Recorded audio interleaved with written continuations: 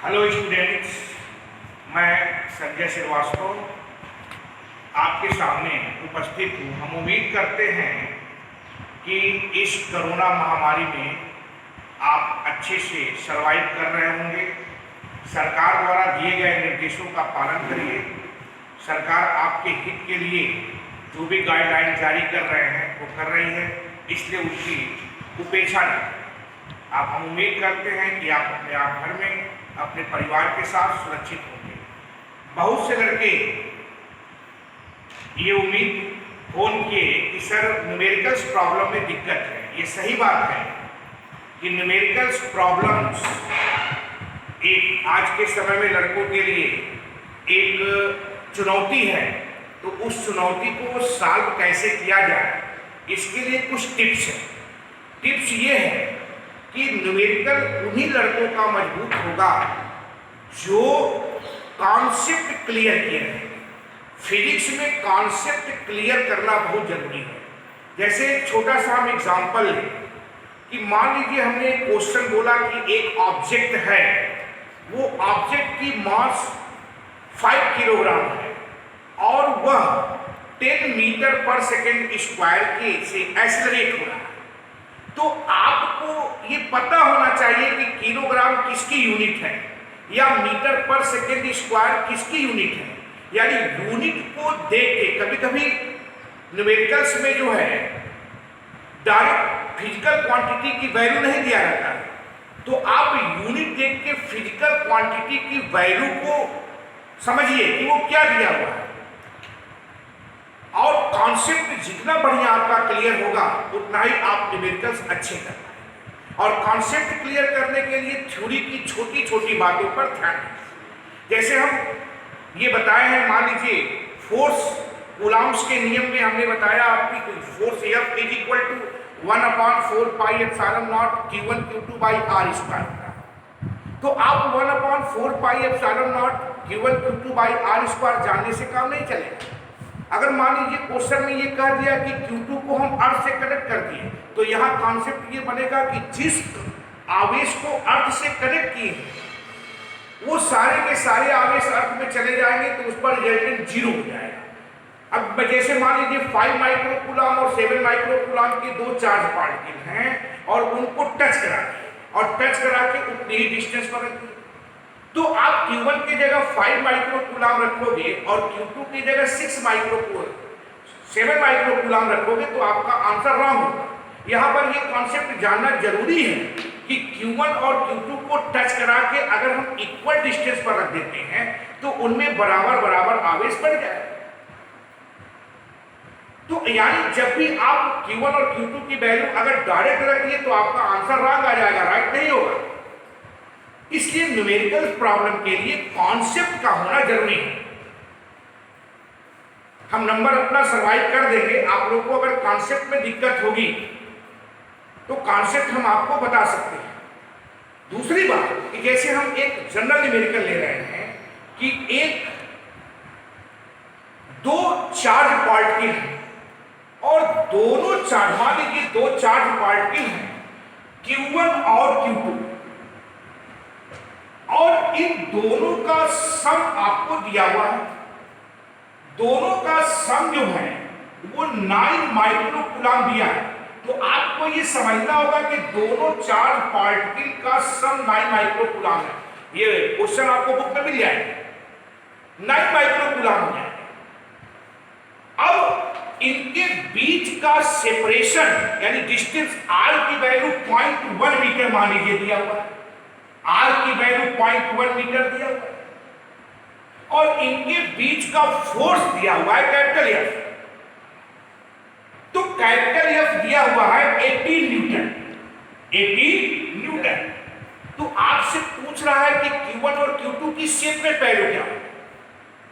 तो क्वेश्चन को पढ़ें और क्वेश्चन के अकॉर्डिंग अपने दिमाग में, अपने मेमोरी में एक चीज फीड करिए कि क्या क्या गिवन है, और जो गिवन है उसको पहले लिख लीजिए और जो पूछ रहा है क्वेश्चन में उसको आप क्वेश्चन मार्क कर दीजिए। जैसे ये मैंने क्वेश्चन दिया कि दो चार्ज पार्टिकल हैं दोनों चार्ज पार्टिकल का सम 9 माइक्रोकूलम है और दोनों एक दूसरे से को 18 न्यूटन के बल से प्रतिकर्षित करते हैं। उनके बीच का डिस्टेंस 10.1 मीटर है। तो बताइए कि Q1 और Q2 की सेपरेट वैल्यू क्या होगी? Q1 और Q2 की सेपरेट वैल्यू क्या होगी?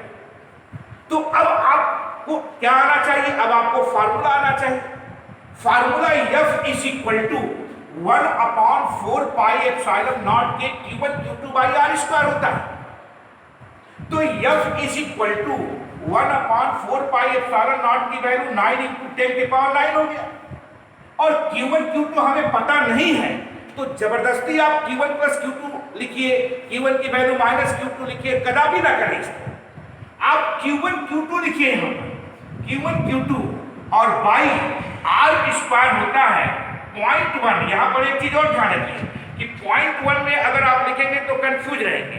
0.1 को 10 के ऑर्डर में लिखिए, यानी 0.1 को 10 के ऑर्डर में लिखेंगे तो 10 के पावर -1 आएगा।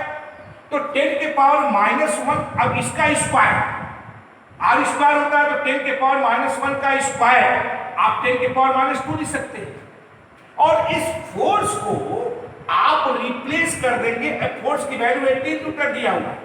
तो इसको जब सॉल्व करेंगे तो you will get the value of Q1 Q2 is equal to 2 × 10 के पावर -11।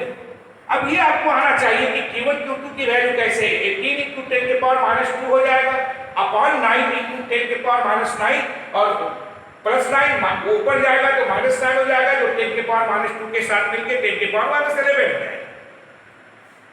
अब ये चीज आपको आना चाहिए कि न्यूमरेटर से डिनोमिनेटर में जाता है तो साइन एक्सचेंज हो जाती है। हम उम्मीद करते हैं कि आप लोग को ये आता होगा। तो ये Q1 Q2 की वैल्यू निकल गया। अब Q1 Q2 की वैल्यू निकल गया और Q1 + Q2 दिया हुआ है। तो हम क्या करें कि Q1 और Q2 आ जाए? अब आपको यहां पर दिमाग लगाना होगा। तो इससे ये निष्कर्ष निकलता है कि एक फार्मूला आप लोग पढ़े होंगे कि a - b का whole square is equal to a + b का होल स्क्वायर। a + b यानी a की जगह Q1 है, b की जगह Q2 है, -4 Q1 Q2। और जब सारे वैल्यू यहां रखेंगे तो Q1 + Q2 की वैल्यू 9 माइक्रोकूलम है। हमेशा माइक्रोकूलम को कूलम में चेंज करोगे तो 9 × 10 के पावर -6 आएगा और उसका स्क्वायर करोगे तो 81 × 10 के पावर -12 आएगा और ये -4 Q1 Q2 करोगे तो ये 8 × 10 के पावर -11 आएगा, जिसको आप 80 × 10 के पावर -12 लिख सकते हैं। ओके बॉयज, अब Q1 - Q2 ये 1 × देखो 10 के पावर -12, बहुत लड़के क्या करते हैं 10 के पावर -12 को काट देंगे। ये बिल्कुल रॉन्ग है, ऐसा नहीं करते हैं। तो इसमें 10 के पावर -12 को आप x मान लो तो 81x - 80x is equal to 1x आ जाएगा और 1x किसको माने 10 के पावर -12 को, तो 1 × 10 के पावर -12 आएगा और जब इसका स्क्वायर लोगे तो Q1 - Q2 की वैल्यू हो जाएगी 1 × 10 के पावर -6। ये कूलम है, ये कूलम है। अगर इसको माइक्रोकूलम में चेंज करोगे तो 1 माइक्रोकूलम हो जाएगा। अब Q1 + Q2 और Q1 - Q2 को सॉल्व करोगे साइमल्टेनियस इक्वेशन से, और साइमल्टेनियस इक्वेशन से जब सॉल्व करोगे तो Q1 की वैल्यू 5 माइक्रोकूलम और Q2 की वैल्यू 4 माइक्रोकूलम आएगी, क्योंकि Q2 कैंसिल हो जाएगा। तो 2Q1 इज इक्वल टू 9 × 1 10 हो जाएगा तो Q1 की वैल्यू आ जाएगी, इस प्रकार Q2 की वैल्यू आ जाएगी। तो हमारे कहने का मतलब अब एक कॉन्सेप्ट और हो सकता है कि Q1 और Q2 दो चार्ज पार्टिकल हैं और दोनों चार्ज पार्टिकल में से एक चार्ज पार्टिकल को हम अर्थ से कनेक्ट कर दें। तो अर्थ से कनेक्ट कर दोगे तो इसको सॉल्व करने की जरूरत नहीं है।